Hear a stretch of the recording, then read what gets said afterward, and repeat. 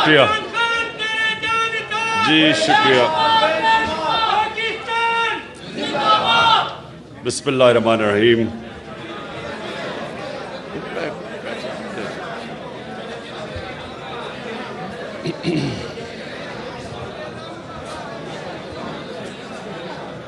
ایاک نعبد و ایاک نستعین.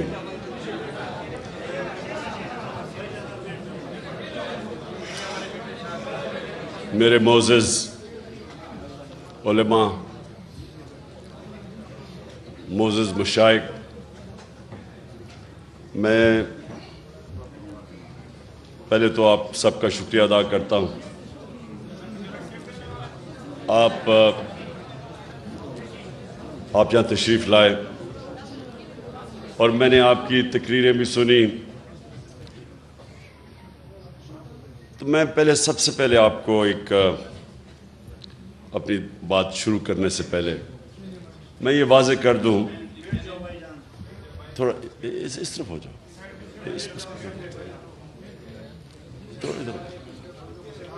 اور آپ بھی نیچے ہو جاؤ، وہ نہیں دیکھ سکتے. تو میں یہ واضح کر دوں کہ میں کوئی اسلام کا کوئی عالم نہیں ہوں. میں کوئی اپنے آپ کو اسکالر نہیں سمجھتا اسلام کا. لیکن میں جس طرح کل بھی میں نے یہ بات کی کہ میں نے اپنی زندگی کے تجربے سے، اور میں نے بڑا مغربی کلچر اندر سے دیکھا، اور اپنا تو میں جانتا تھا. ہم بڑے ہوئے ایک ایسے گھر میں جدھر شروع سے ہی ہمیں بڑی تربیت دی گئی اسلام کی. تو لیکن مجھے جو فرق ہے باقی لوگوں سے، میں جو مغربی کلچر ہے وہ میں شاید ہی کوئی اتنا بہتر سمجھتا ہوں جو میرے سے زیادہ. تو میرا زندگی کا سفر وہ اس طرح ہوا کہ میں جب دونوں کلچر کا موازنہ کیا تو آہستہ آہستہ میں اس نتیجے پہ آتا گیا کہ وہ جو مغربی معاشرہ ہمارے سے آگے نکلا ہے اور ہم پیچھے رہ گئے، میں آہستہ آہستہ اس نتیجے پہ آ گیا کہ اس کی ایک وجہ ہے کہ ہمارے نبی صلی اللہ علیہ وسلم رحمت للعالمین، ہمارا جو رب ہے وہ رب العالمین ہے، رب المسلمین نہیں ہے، مسلمانوں کا خدا نہیں ہے، انسانوں کا خدا ہے. اور ہمارے جو نبی صلی اللہ علیہ وسلم تھے وہ سارے انسانوں کے لیے رحمت بن کے آئے تھے. اللہ چاہتا تو وہ صرف مسلمانوں کے لیے رحمت بن کے آئے، لیکن وہ سب انسانوں کے لیے رحمت بن کے آئے تھے. اس کا کیا مطلب ہے؟ اس کا مطلب یہ ہے کہ جب اللہ ہمیں حکم کرتا ہے کہ نبی صلی اللہ علیہ وسلم کی شریعہ پہ چلو، ان کی سنت پہ چلو، تو وہ ہماری بہتری کے لیے اللہ کہتا ہے. یہ میں آپ کو پھر بتا رہا ہوں کہ یہ میں اپنے زندگی کے تجربے سے ان چیزوں پہ پہنچا، ان نتیجوں پہ پہنچا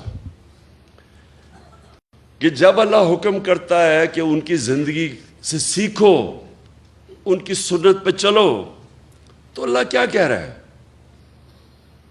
اللہ ہمیں کیونکہ ہمارے سے پیار کرتا ہے، اللہ وہ اپنی مخلوق سے سب سے زیادہ پیار کرتا ہے، تو وہ ہمیں وہ راستہ دکھا رہا ہے جو راستہ انسان کے عروج کا ہے.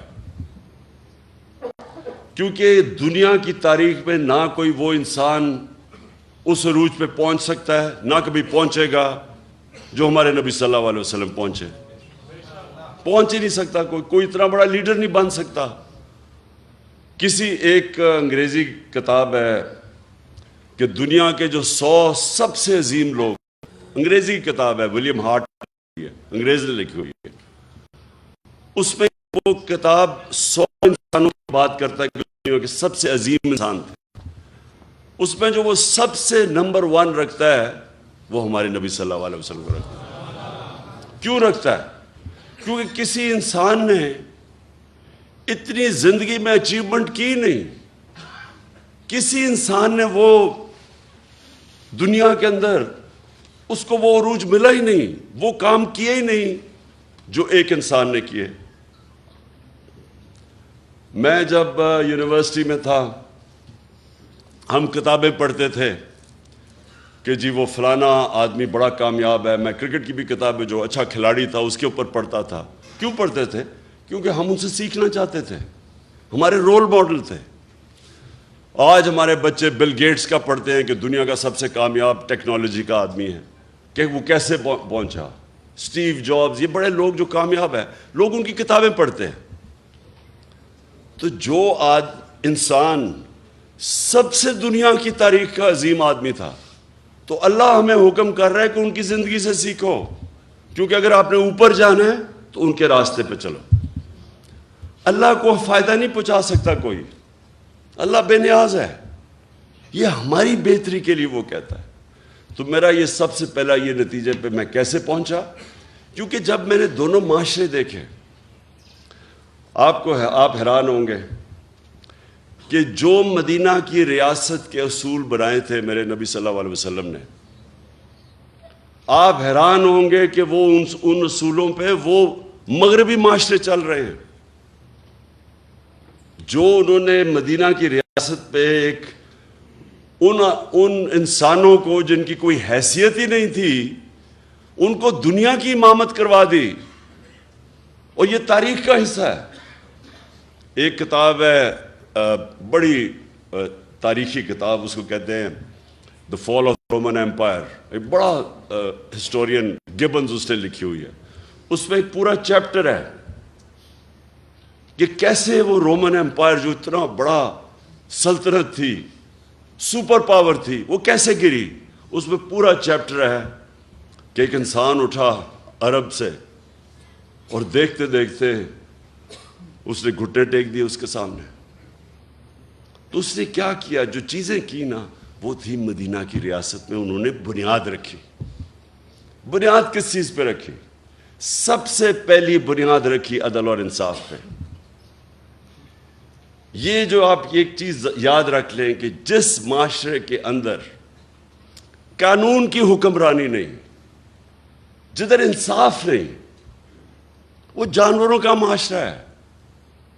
جانوروں کے معاشرے میں انصاف نہیں ہوتا۔ اللہ نے جتنے اپنے پیغمبر بھجوائے دنیا میں 1,40,000، وہ سارے ایک ہی پیغام دینے آئے تھے کہ جانوروں سے مختلف انسان کی معاشرے میں انصاف ہونا چاہیے۔ اور انصاف کا مطلب ہوتا ہے طاقتور اور کمزور کے لیے ایک قانون، قانون سے اوپر کوئی نہیں ہوتا۔ یہ یاد رکھیں، یہ سب سے بڑی بنیاد رکھی جاتی ہے ایک انسانی معاشرے پہ۔ جو نبی صلی اللہ علیہ وسلم، ان کے پاس ایک قریش، اس نے کہا جی قریش کی لڑکی نے چوری کی ہے، اس کو معاف کر دیں، قریش کی لڑکی ہے۔ تو انہوں نے کہا کہ میری اگر بیٹی بھی چوری کرے گی تو اس کو سزا ملے گی، کہ کوئی قانون سے اوپر نہیں ہے۔ اور پھر انہوں نے یہ کہا کہ تمہارے سے پہلے قومیں تباہ ہوئیں، جدھر ایک چھوٹا چور چوری کرتا تھا وہ جیل میں چلا جاتا تھا، لیکن طاقتور کو اس ملک کا انصاف کا نظام نہیں سزا دے سکتا تھا، قوم تباہ ہو جاتی ہے۔ یعنی کہ جس قوم میں انصاف نہیں ہوتا وہ تباہ ہو جاتی ہے۔ جو حضرت علی رضی اللہ تعالیٰ نے کہا کہ کفر کا نظام چل جائے گا، لیکن نا انصافی اور ظلم نہیں چل سکتا، ظلم کا نظام۔ آج اگر آپ نے دیکھنا ہے عدل اور انصاف، میں آپ کو ملک بتا دیتا ہوں، سوئٹزرلینڈ چلے جائیں، سب سے خوشحال ملک ہے، وسائل ہیں ہی نہیں۔ پاکستان میں اللہ نے اتنی نعمتیں بخشی ہیں وسائل کی حیثیت سے، لیکن سوئٹزرلینڈ میں تو ہے ہی کچھ نہیں۔ وہاں خوشحالی دیکھیں جا کے۔ اور ایک انڈیکس ہوتا ہے کہ ایک ملک میں، اسے کہتے ہیں رول آف لا انڈیکس، یعنی انصاف کتنا زیادہ ہے کس ملک میں۔ آپ حیران ہوں گے کہ مسلمان ملکوں میں 20% بھی نہیں ہے انصاف، رول آف لا۔ سوئٹزرلینڈ میں تقریباً 100% ہے، کوئی قانون کے اوپر نہیں ہے۔ انصاف اور خوشحالی، ظلم کا نظام اور تباہی، یہ میرے نبی نے تب کہہ دیا تھا۔ دوسری چیز، فلاحی ریاست، مدینہ کی ریاست دنیا کی تاریخ کی پہلی فلاحی ریاست بنائی گئی تھی۔ ریاست نے اپنے کمزور طبقے کی ذمہ داری لی تھی۔ ریاست نے پورے بیووں، معذوروں کو، یتیموں کو، غریبوں کو پینشنز، مسلمان کے زمانے میں، حضرت عمر کے زمانے میں پینشنز آئی تھی، پہلی دفعہ بوڑھوں کو بھی ذمہ داری لی۔ انسانی معاشرہ تھا۔ آج اگر آپ نے یہ دیکھنا ہے فلاحی ریاست کدھر ہے، ڈنمارک، سویڈن، ناروے، برطانیہ، آپ وہاں جا کے دیکھیں کہ کیسے انسانوں کی قدر ہے۔ میں آپ کو دعویٰ کرتا ہوں کہ وہ اپنے جانوروں کا ہمارے انسانوں سے بہتر دھیان رکھتے ہیں۔ وہاں ایک پولیس والے کو 3 سال سزا دے دی کہ وہ پولیس کے کتے کے اوپر، وہ اپنے کتے پہ کسی نے دیکھ لیا کہ اس کو مار رہا تھا، پولیس والے کو سزا دے دی۔ یا پولیس والے انسانوں کے ساتھ کیا کرتے ہیں؟ ابھی وہ شہباز گل کے ساتھ کیا ہوا ہے؟ 2 دن پکڑ کے اس کو مارا، ننگا کر کے اس کو تشدد کیا۔ وہاں انسانوں کو، انسانیت کا تو نظام اور ہے، وہ جانوروں کو، ان کی ایک ہے RSPCA، وہ دیکھتی ہے کہ کئی جانوروں پہ تو نہیں ظلم ہو رہا۔ اور یہ کدھر شروع ہوا تھا؟ حضرت عمر نے کیا کہا تھا کہ اگر کتا بھی میری ریاست کے اندر بھوکا مرے میں ذمہ دار ہوں۔ بس میں ذرا چاہتا ہوں کہ میری آپ آج بات سن لیں، کیونکہ میں پھر آخر میں آنے لگا ہوں یہ حقیقی آزادی کے اوپر۔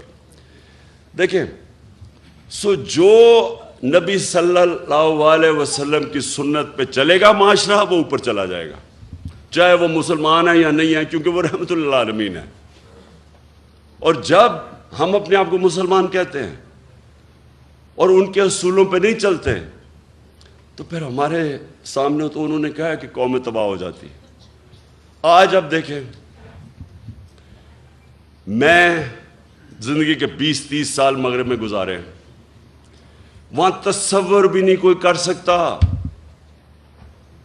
کہ ایک ملک کا مجرم پکڑا جائے کہ لندن کے اندر بڑے بڑے محلات لیے ہوئے اور ایک رسید نہیں ہے کہ کدھر سے پیسہ آیا۔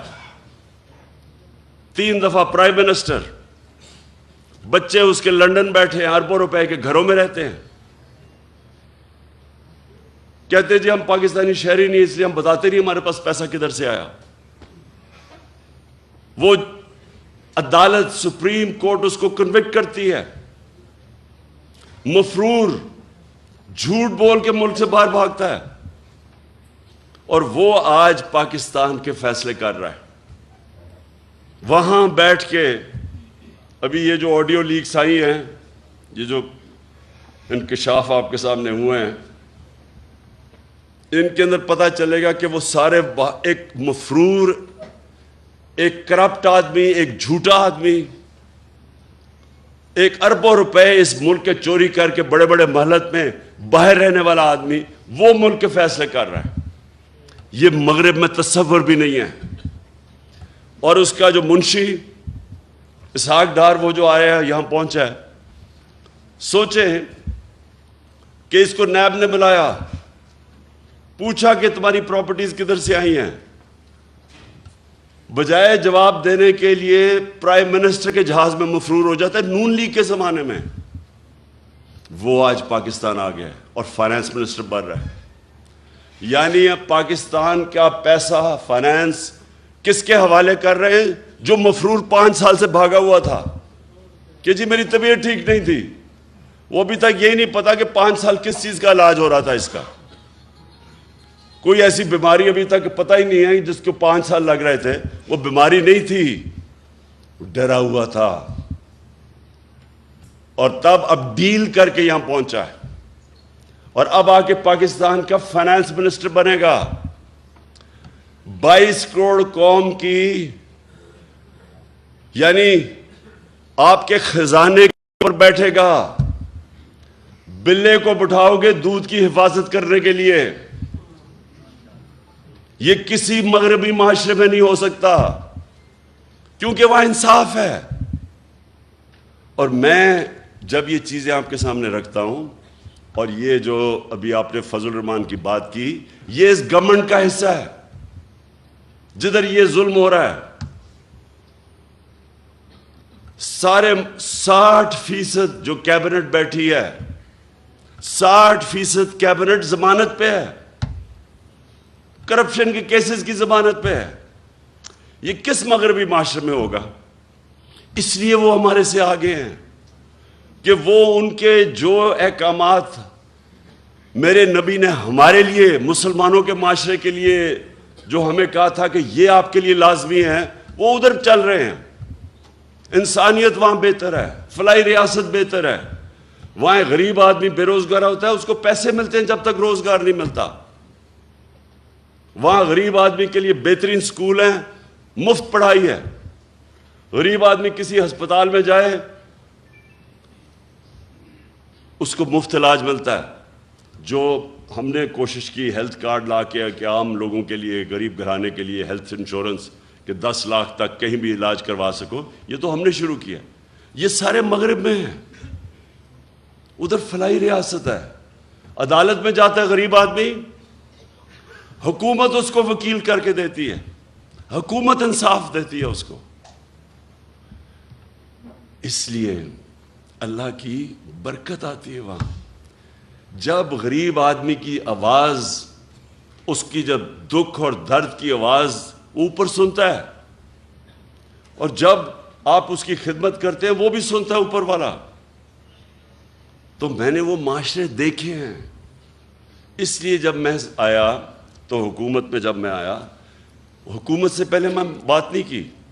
جب میں حکومت میں آیا، پرائم منسٹر بنا، تب میں شروع ہوا کہ یہاں ریاست مدینہ کے اصولوں پہ پاکستان کو کھڑا کرنا ہے۔ اس لیے کیا کہ یہ کوئی نہ سمجھے کہ میں ووٹ مانگنے کے لیے کر رہا ہوں، کہ لوگ میری نیت پہ نہ شک کریں۔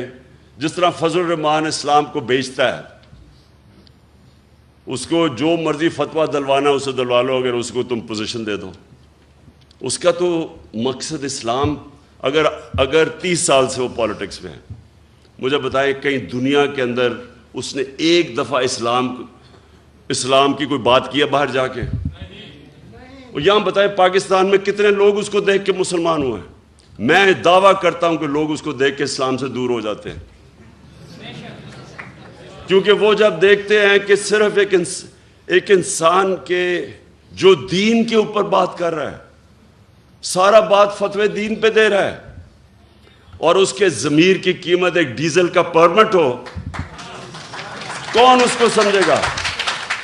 اس لیے میں آپ سے آج اپنے علماء اور مشائخ آپ سب سے یہ کہنا چاہتا ہوں کہ دیکھیں، یہ ایک پاکستان ایک فیصلہ کن موڑ پہ کھڑا ہے۔